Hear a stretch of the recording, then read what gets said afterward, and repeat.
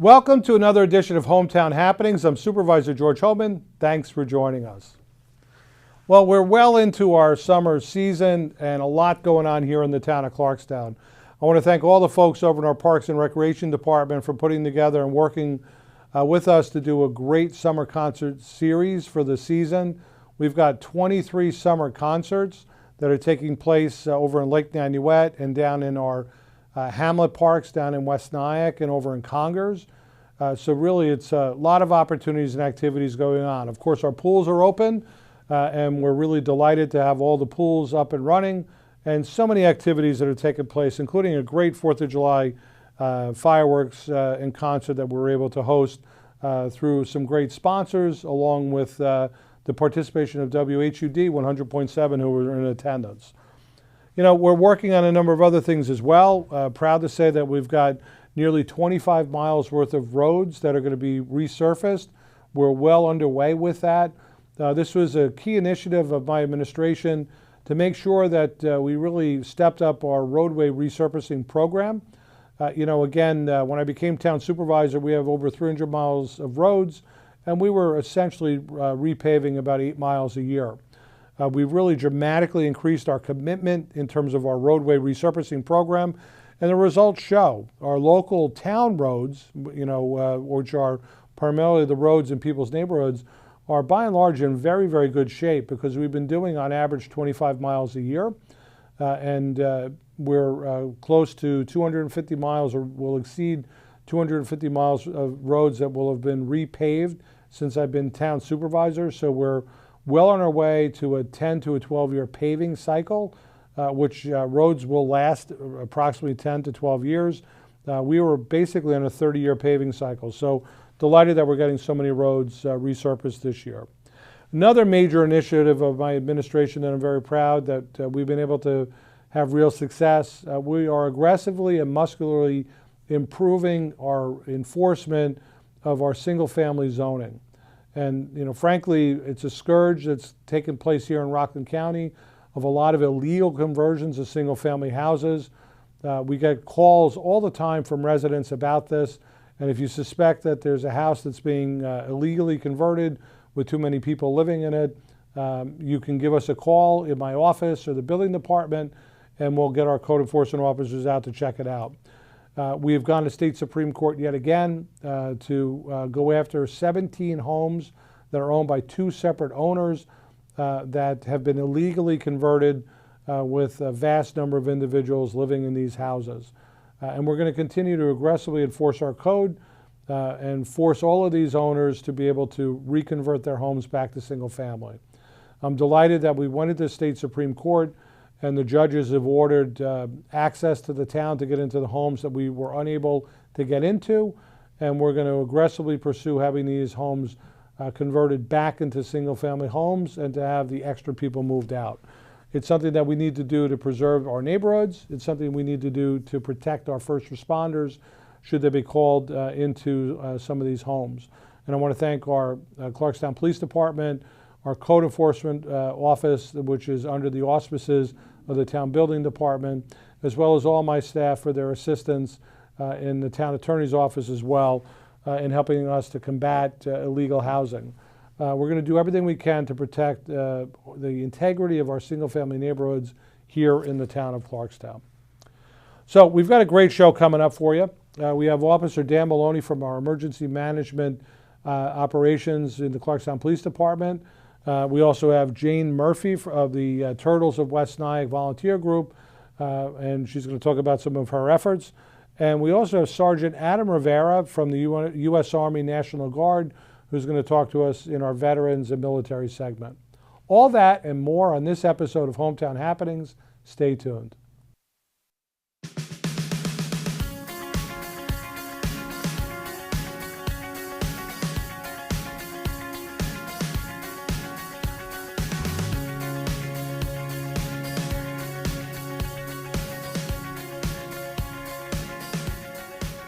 Welcome back. My first guest is Officer Dan Maloney from the Clarkstown Police Department Emergency Management Office. Welcome, Dan. Hello, how are you? Great, and thank you for being, my guest, but more importantly, thank you for being just a real public servant. I mean, we're going to talk a little bit about your background and your career, and not only in the police department, but 25 years in local volunteer fire departments, the last 15 with the Nanuet Fire Department. So thank you for your service. Thank you. Thank you very much. So maybe we can just jump into your career a little bit, your background. Tell us a little bit about where you were born and how you decided to get into law enforcement. Sure, absolutely. Born here in Rockland. Started in Pearl River, then we moved to New City. I'm a product of the Clarkstown School District. Graduated from North in '96. And then right after that, between a couple little jobs here and there, I had some family, an uncle, a cousin that was in law enforcement. And it was either FDNY or NYPD. Mm-hmm. And I decided to go the police route. Really embraced it, loved it. Started taking some tests to move up to Clarkstown. And when I got hired here, I had done about 10 years in the city. Mm-hmm. And I'm in my 13th year here now. I absolutely love it.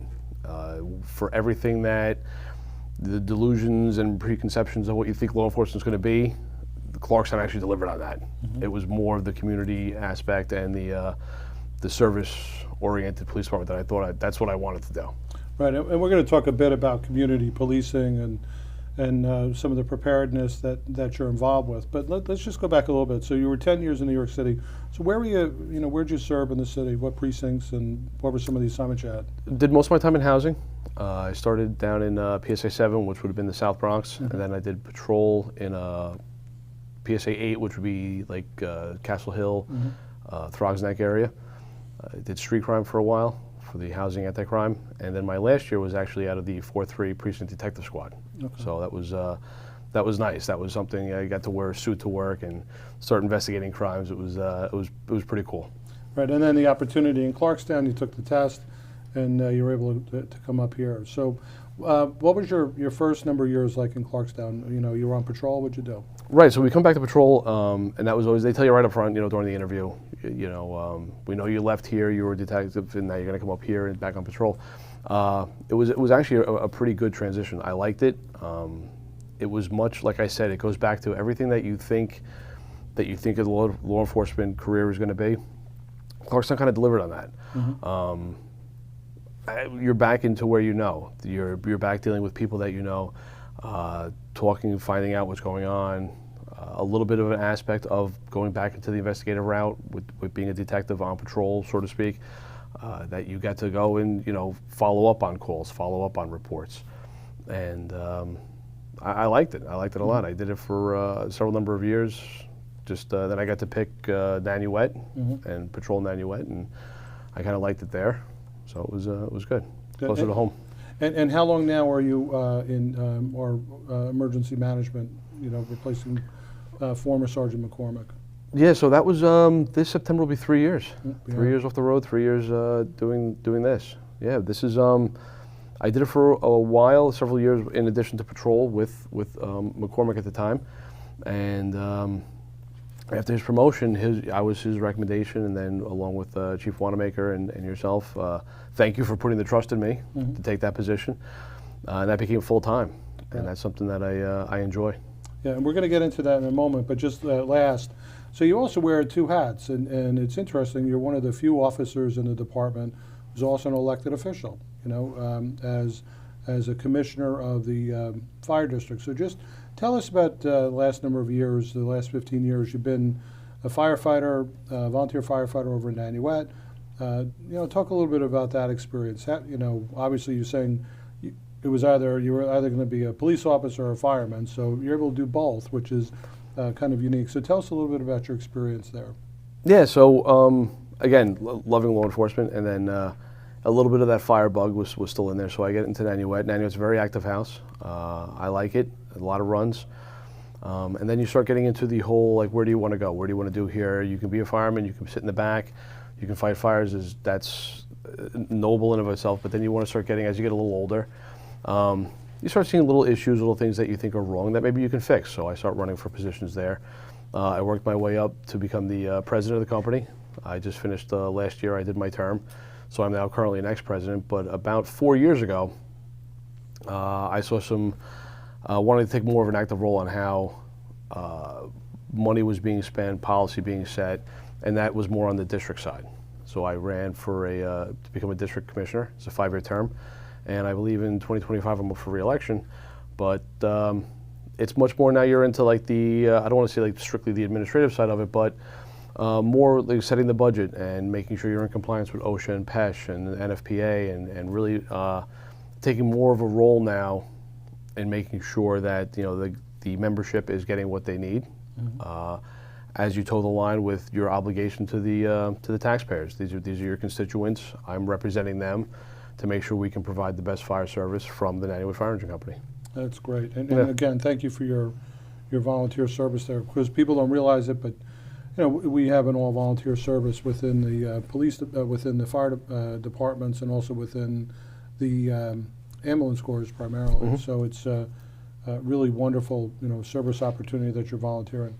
So let's quickly pivot into emergency management. So why don't you just give our viewers an opportunity, kind of a glimpse into the structure of our emergency management. You're our emergency management officer. Talk about what goes into that office and some of the things that you're involved with. Sure. So it sort of becomes a sort of catch-all, right? There is very specific where I help with the emergency management safety plans, threat assessment with the schools. I work with a little bit on the from the OEM coordinator, and then you get into more building the resiliency of the town. What happens during natural events, whether it be rain, snow, keep our fingers crossed, not so much tornadoes, flooding, power outages, and of the such. COVID really put a tax on us. That fell under emergency management with the building up the supply of PPE, personal protective, the masks, and all that associated equipment. But so it's a full time of just making sure you're always preparing for the unknown of what everything's going great today. What could happen tomorrow? What's going to happen? How do we plan for that? And how do we get back into what we consider normal? Right. And one of the things that you have to do is really help with putting together the coordination with all the town departments. Just recently we had a tabletop exercise with Orange and Rockland. Maybe you could explain what kind of goes into preparing for like a natural disaster or an emergency, flooding, heavy rainstorms, classically, a bad storm like a tropical storm that comes through. We'll have flooding, we'll have down wires, we'll have road closures. Talk about what goes into the planning for that. Sure. So most times, and unless it's one of these like macro bursts that pop up, you have enough advance warning. National Weather Service is a great resource. My counterpart up at the Rockland County will send things out. Chris Jensen is great with sending out emails. Hey, listen, this is what's showing up. This is what we're looking for. And it's like a week out. So you start planning now. What do we got? And Orange and Rockland has theirs. Matt Maricone, who we worked with at the tabletop, fantastic resource, friend to have in the business, right? So now they start watching. We start watching the weather. You're tracking. On our end for emergency management, I have 2 other guys that work with us. We will now tell them, like, hey, listen, this is what's coming up. Prepare to cancel plans. If there's going to be power outages, we put up generators at big intersections. We have our transfer switches so we can get the power back up at least to the lights if there's the traffic lights, if there's a power failure. And then it's a coordination with the highway. We have our Everbridge call-out system. I'll then talk to like the highway department. We'll talk to Bob Malone. Hey, listen, this is what's coming up. This is what the weather's calling for. All right, no problem. We'll let you know if we have to start bringing crews in. So there's that buildup of sort of like amassing your assets at the line, waiting to go. And then once Orange and Rockland, and this is where the tabletop that we participated in works great. So they know where the building is. They know where the EOC is. That's at 20 Maple. They know that when the button is pushed and there's an emergency, they know where they're coming down. They know me. I know them. We're going to set you up. And that's the CRT from Orange and Rockland is the community response team. They'll show up, and it begins now. We're going to do that like ICS, that incident command structure, where we'll have different people there to sort of help pool these as we're doing the resources together to help the communication among those different. So if there was a one head and we all share, it's like a unified command where we all have an equal seat at the table. But we're at the police station and somebody has to sort of, so you kind of steer how things are going. Right. And that's where OEM would come in. We would help them do that. And I sort of become just the quarterback of the event, where if anything comes up last minute, hey, listen, this happened, that happened, can you reach out to, Highway? Can we reach out to Veolia? Can we reach out? Yeah, I have all those contact information. I can call them. And then we will bring on an extra dispatcher. Member of the team is dispatch certified. They'll help with that when the calls start coming in. And you sort of just roll with it as things come up, and through experience and through what we've done before. The highway department's fantastic. O&R is really good with the coordinating, like if there's wires into a tree, which gets moved first? Do the wires have to get de-energized, or can we cut the tree out first? They'll go out and say, hey, listen, you know what? The wires have to be done first. You have to wait for our guys. Or if it's like, hey, the trees are just down, highway can take care of this, no problem. And we have those people sitting at the table with us, and we can tell them, yeah, send your crew out. Let's get that road open. Yeah, and so obviously now in 9 years as supervisor, I've been in the police department. We work closely with with all of our town departments, and so we have all the town departments that become a part of this. But it's just crazy. People don't realize, like, I remember being in for one of the tropical storms over in the police department, and we had like 300 calls that were waiting. Yeah. Like literally, people would call in, they were reporting a down wire, a down tree, flooding, all these, and literally the dispatch is recording it, but we were hours to be able to address these things. But literally hundreds and hundreds of calls that will come in during some of these events. So it really takes a lot of logistical coordination, and there's a lot of pre-planning that takes place. And what people don't realize is it's everything from having barricades pre-positioned to having additional resources ready to go, and then it's a 24/7 type thing. It's like literally you're, on a major tropical storm, we'll have people going round the clock, and not literally just getting a couple hours of sleep here and there, particularly through the beginning part of something like that, and then the cleanup afterwards, and then the after action reports. And I think you do a really good job of after action meetings as well, where we get together and have some discussions. It's a fascinating whole look into police work. Did you ever think you would get involved in emergency management? No, it's sort of to go back to where it all comes back. It's sort of being getting to wear a police uniform and still being law enforcement, but really sprinkles in the whole firefighting emergency service. It's sort of like the best of both worlds. I never saw it. I never saw it where I sort of dabbled in it a little bit with when McCormick was the head of the unit. I liked it, and to have this opportunity now, if you had told me 10 years ago when I interviewed, 13 years ago, hey, listen, just so you know, you're going to be doing this, I wouldn't have. I'd be like, I don't see that. Yeah. No, you're very involved in the community. I know you're involved with scouting with your kids and coaching with your kids as well. So somehow you make it all work. But you do a great job, and I want to thank you again for your service. I mean, this is an important aspect of the police department, emergency management, and it's not just the storms and what have you. You talked about threat assessments for the schools. I'm very proud of the resources that we put into all of our schools, but our police department has plans on all the critical infrastructure within the town, every school, all the houses of worship and churches, synagogues, the mosques, and there's some coordination that goes through your office as well, through our CARES unit that works with those folks as well. So God forbid if there's an episode or an incident in one of these locations, where the police, have to become involved. You become a critical asset with that as well. Yeah. So that's about all the time we have for right now. Again, I want to thank you for your service, and I want to thank you for being such a wonderful guest. Absolutely. Thank you, sir. Yeah. Stay tuned. We'll be right back. So I wanted to talk with you and your mom today, Lily, because of some of the changes your friends and teachers have seen in you lately. And along with the incident the other day, you were with Derek when he was caught selling marijuana. Yeah, he was selling it. Honey, we know. But we care about you and want to know what's going on. That's right. We'd like to understand it better and see how we might help. And if weed is a part of it, we want to make sure you know about the negative consequences for someone your age. So, can we talk? Talk.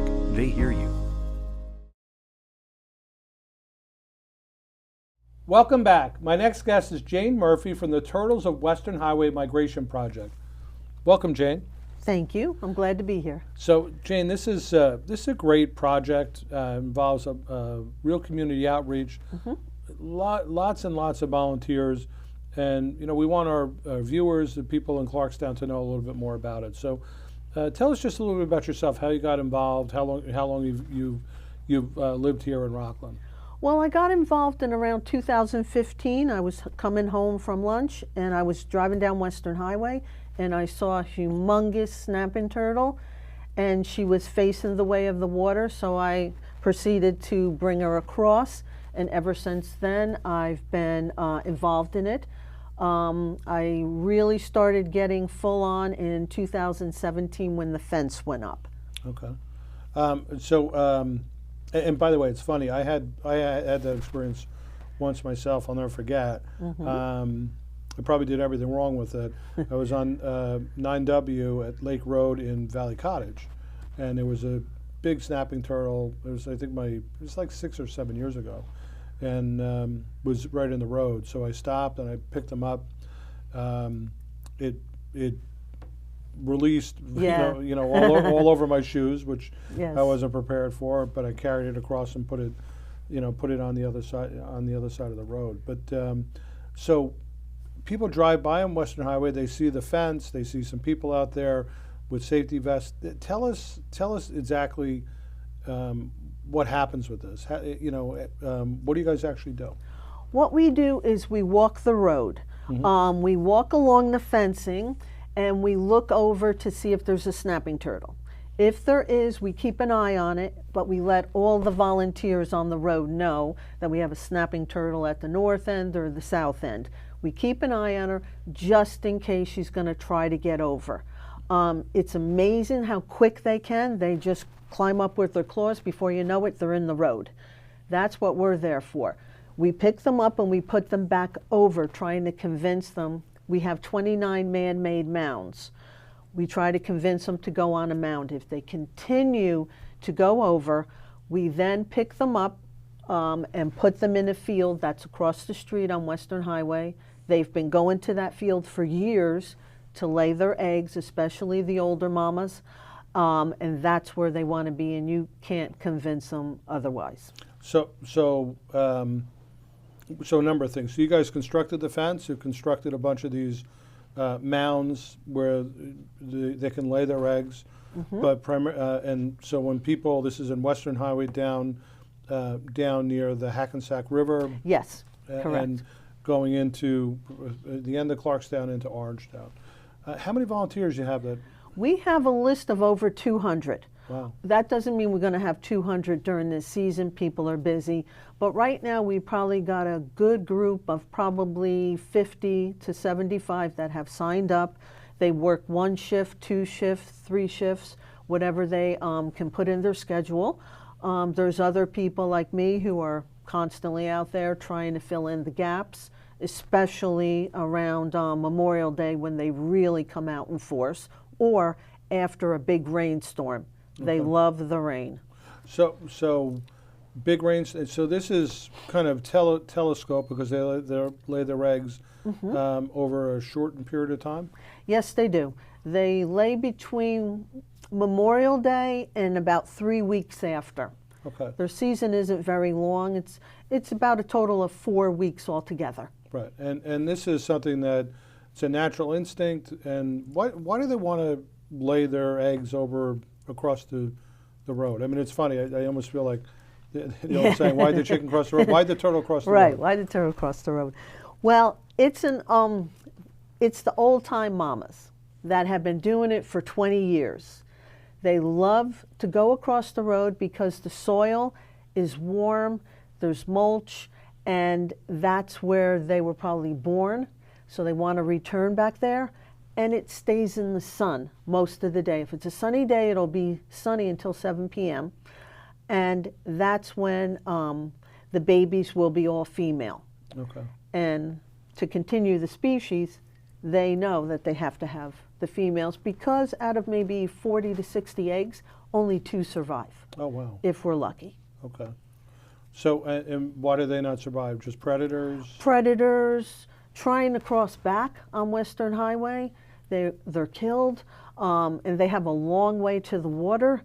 So what we do in September is we go out with little buckets and we walk Western Highway to see if we can find any of the babies who have hatched that are coming back to the road, and we try to get them. Right. And there's this particular way you have to pick these turtles up, right? Yes. If you're not careful, I mean, Yeah. they can really injure you, right? Yeah, you have to pick them up right in front of the back feet. Always have gloves.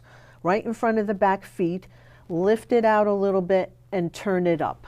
Okay. You know, angle the head. They seem to calm down a little bit when you do that. Okay.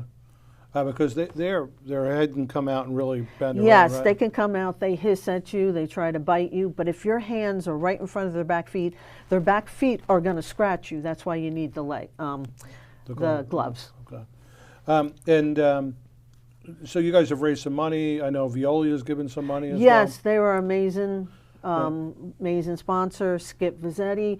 He helps us a lot, and Clarkstown Police Department. Yeah, and so basically, you've raised money that has allowed you to put up, hundreds and hundreds of feet of safety fencing along the swamp side, Yes. along Western Highway where the turtles are, and you've also created some mounds and what have you. And then, so how many hours a day during this prime season do you have volunteers out there? We have them from 6 a.m. to 7 p.m. to 8 p.m. is the last shift. As soon as it gets dark, it's too dangerous for any volunteer to be out there. Okay. Do the turtles still go over at night? Yes, they will cross at night. Oh, They will okay. cross at night, and unfortunately, this year we lost 2. Okay. All right. But it was overnight when we wouldn't have a volunteer out there anyway, because that road is just too dark. too dark. Too Too dangerous. And then ultimately, how long does it take for the eggs to hatch? From 60 to 90 days. Around Labor Day, we go out. We have a schedule that we put up, and we have volunteers walk the road for about 4 weeks. Wow. Yeah, and last year we found about, I'd say maybe 30 turtles, baby turtles. That you're able to transport and put back on the other side? Yep, put back where the mothers came from. Okay. And so presumably, like, it shows a lot of things. So, number one, it's a healthy ecosystem to have this many turtles. Yes, people don't realize what they do to the water. They eat decaying fish, they eat the algae, they clean the water. So they definitely have a major purpose. Okay. And we can't lose any part of the ecosystem. Right, which is really a wonderful thing. It's interesting. One of my staff was actually telling me that there's huge amounts of federal dollars that are out there to create animal crossings. Right. Might be an interesting thing to look at. Where they actually have like a turtle crossing, if you will. But we're keeping the community safe with what you're doing, with this, and you're helping the environment as well. Exactly. Tell me, how does somebody get involved? Well, we have a Facebook page called The Turtles of Western Highway. If they go on it, there's the link to our sign-up sheet. Also, there is news that we post about different events and different things, and pictures of the turtles we've saved. Wow. So if folks want to get involved, they can go ahead and go onto the Turtles of Western Highway, and always looking for volunteers. Yes. To be able to do this. Well, Jane, I can't thank you enough for being such a great thank you. guest, and really thank you for your volunteerism. I mean, this is quite unusual. I mean, I know people have asked me in the past, like, what's going on down there with people walking with the safety vests. They'll have signs telling people to slow down, be careful, and it's a great thing. You're helping creatures that are necessary for the environment. That who would have even thought that you get this many folks to volunteer for? Oh yeah, well, we got a lot of animal lovers out there. Yeah. Well, great job. Thank you, Jane. Thank you. Thanks for your volunteerism. Thanks for being a great guest. I appreciate it. Thank you. Stay tuned. We'll be right back. Matthew. I know that a lot of times, Mom, it might not seem like I'm listening to you, but I am. And what you say really does matter to me. All the talks we've had over the years, including what you've told me about not using alcohol and other drugs, they stick with me, and they make a difference, especially at times that matter most. Hey, want a drink? No thanks, I'm good. So thank you, Dad, for preparing me for what's ahead. Thanks, Mom, for always being my biggest fan. Thank you for talking. Talk. They hear you. Welcome back. My next guest is Sergeant First Class Rivera from the U.S. Army National Guard. Welcome, Sergeant. Thank you for having me. So, Sergeant, before I start, and people can't see off camera, you brought an entourage with you. You really did call out the National Guard for this interview. We sure did. But delighted that you're here, and I want to thank you for your service to our country. How many years in the military? Just shy of 19. Well, so really, as Robert Frost once wrote in that poem, The Road Less Traveled, you really have taken the road less traveled, but it's people like you that keep us safe and help us in emergencies, so thank you so much. Well, thank you for your support. So let's talk a little bit about your background. This is the veteran military segment that we have on these programs, and so we're going to talk a little bit about your background, what got you involved with your military career, some of your assignments, and then talk to us about the Guard as well. So how'd you get involved with the military? So back in 2001, 9/11 happened, where I lost family members in the second tower. I'm sorry. So when I was old enough to serve in the military, that's what I decided to do. Mm-hmm. And the Guard was the branch that I chose. So we've had a number of guests that have been on that joined the military or got into law enforcement based upon 9/11. So I'm sorry for the loss of family members. That never goes away. The pain is always there. So very sorry for that. So how'd you go about joining the National Guard? Talk to us about that. So I was fortunate to have a recruiter as a neighbor back in 2005 when I first signed up. And while we were doing yard work and working on the property, he would give me information about the Guard. Mm-hmm. And then once I was old enough, I went over and I actually signed up. It was a fairly simple process. I was very well educated on the benefits of service, mm-hmm. Having this gentleman as my neighbor. So fairly simple, about 2 days worth of paperwork and getting things together, and off I was to MEPS to swear in and take a physical. So walk us through the beginning of your career. So you had to go through basic training and all of that. How did that go? So I, as you start off in the military, you go to what we call IADT, Initial Active Duty Training. And that starts with basic combat training, and then you go into AIT, which is where you learn your MOS, or military occupational skill. The job that you do in the military. Mm-hmm.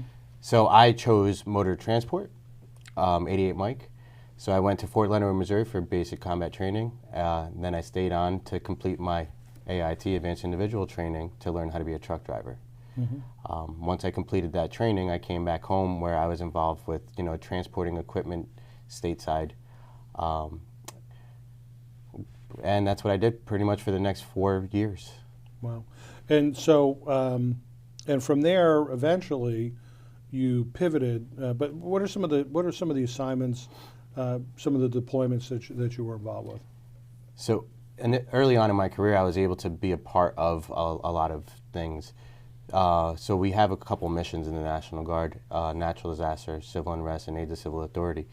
So what I was able to do is to be a part of like Sandy or some nor'eastern or snowstorms or blizzards. We would go out and assist the community, and that's kind of what I love about what I do, is that I assist the community where I live, mm-hmm. or something local. Right, and where are you stationed? So right now I work out of Camp Smith, mm-hmm. which is in Cortland Manor. Right. But I am the assistant NCOIC for Team Hudson Valley Recruiting. Okay.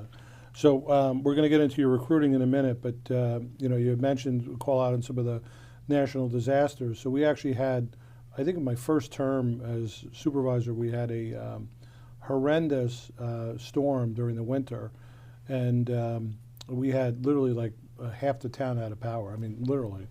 And we had trees down all over the place, and O&R was not prepared for it.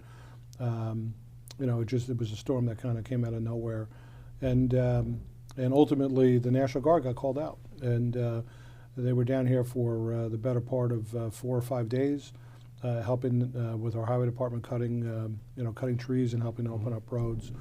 It led to a lot of changes as well with how Orange and Rockland had to prepare for storms. I mean, it was really a big problem, but thankfully we've never had to have that happen again. But we've seen the Guard firsthand here in Clarkstown.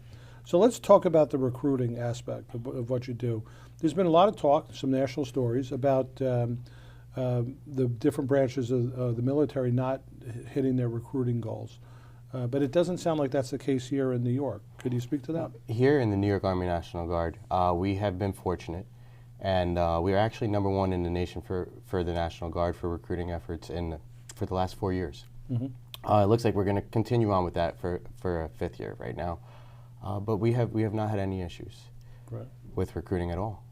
So tell me, what are some of the benefits of joining the National Guard? Why should a young person, because this is, as I said earlier, at the beginning of the interview, Robert Frost, the wonderful poem, The Road Less Traveled, and it's made all the difference. Why should somebody join the National Guard? What's the benefits? I genuinely believe that this is the best of both worlds. So you get to stay in your local community, as well as serve your community if and when you're needed. It doesn't get any better than that, in my opinion. You don't have to watch anything on TV. You throw on your uniform, you go out and you assist. So I genuinely believe that it's great. We are the only branch of service that has a dual mission. So we work for both the President of the United States and the Governor of the State of New York. And both of those two individuals can maneuver us as they see fit. So it depends on where we're needed or what is needed of us, but we can work here stateside as well as overseas as well. Right. So it's not uncommon, and during Afghanistan and Iraq, National Guard units got called up and were deployed overseas. But at the same time, just recently, when was the last Guard deployment in New York? Could you recall? The last Guard deployment overseas or in stateside? New York, in New York. Stateside. Those snowstorms, right? I would say that the previous snowstorm upstate, yes. Mm-hmm. Yes, Yeah. and actually one of the soldiers I have with me was on that deployment. Oh, wow. Okay. So, and that was like a crazy situation. That, they had dozens of people that died in Buffalo, as I recall, in that area they had like 6 feet of snow, lake effect snow, and just huge blizzards and roads impassable and people trapped, and the Guard was called out to help assist with that. So what is that like, being called out with the Guard? If you're not called out, what would be like the normal service that somebody would go through? So a traditional Guardsman is 1 week in a month, 2 weeks a year. You're a ready force. So if we're needed, when we're needed, we go out and we do whatever it is that we're called to do. But for the most part, you're an everyday civilian. You're going to work, you're going to college, you continue on whatever it is your day-to-day is. 1 week in a month you will train, and 2 weeks a year to make sure you stay proficient. If you're called, you're called. If you're not, then you continue on with your day-to-day. So tell me about the weekend a month. So in the Guard, you have specific jobs, specific duties, and you're called out for the training for the weekend a month. What would that training look like? What would that be? So it varies for different military occupational skills, right? So for me, when I was a motor T guy, I would do driver's training, maintain our equipment, so that if we were called out, we were ready to roll, and make sure that we were proficient in our job. So we would constantly be practicing driver's training and making sure that everything was ready to roll if and when we were called. Wow. And then the 2 weeks a year, what typically happens with that? It's pretty much a refresher course on your AIT, Advanced Individual Training. And again, it's just to make sure that you're proficient so that, we don't miss the little things that could add up to be a big problem. Right, okay. What are some of the other benefits? Like, there's financial, but you're paid for this? Do you qualify for the GI Bill, for the things like that? Yes, so in the National Guard, we are the only branch of service that has two sides of the house. So we work for the federal government as well as the state government. The state side of the house will pay 100% to any SUNY or CUNY school, up to a bachelor's degree. We're the only branch that has that. Once you complete that benefit or exhaust that benefit, then you have the federal side of the house that can take you for a higher level education. As well as TRICARE, which is health insurance, as well as the Montgomery GI Bill and the kicker, additional money for going to college, things of that nature. But that's incredible. So like literally, you could have your entire college education paid for through the National Guard. Yes, you can. If you attended like a SUNY school, so you'd be able to be a student and then have your Guard duty 1 week in a month and 2 weeks out of the year. Yes, we actually have, at the age of 17 with parental consent, you can join the military, or the Army National Guard specifically. So that would typically be a junior in high school. We have a program called split training where you can go to basic combat training the summer between your junior and senior year, come back and complete your senior year, go to AIT, and then roll right into college without missing a beat. So there's a lot of different programs out there that we could, marry up to somebody in their specific needs. Wow. Well, this is great. I mean, you were able to have the best of both worlds, serve your country and also have some personal benefits through education and training, and then the GI Bill on top of it as well. So how does somebody get in contact with you if they want to learn more about the Guard? 1-800-GO-GUARD, nationalguard.com. And I am very proud to say that at every major community event, you will see a recruiter there. We're out and we're everywhere. Great. Again, Sergeant, I can't thank you enough for giving us this information and more importantly for your service. Literally everybody's got a personal story and a personal arc, but giving 19 years of service to the National Guard, to our country in the military is just, it's a tribute to you, but it's also a tribute to the people that you lost in 9/11 and carrying on good work in their memories. So thank you for that.